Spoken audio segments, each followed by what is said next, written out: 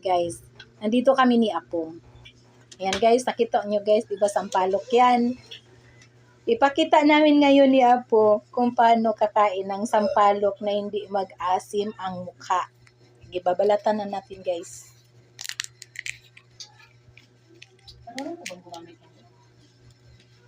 Paano di mag-asim ang mukha? Ito sa'yo, Apo. Ito kay Lola, ha? Ito kay Lola. Sige. Ganun mo, Apo. Ganun mo yung camera. Ha? Yeah. Loba tataw man. Tikman mo lang. Oh. Ayaw mo sige. Paano di mag-asim ang mukha, ha? Dagdagan ko pa, guys.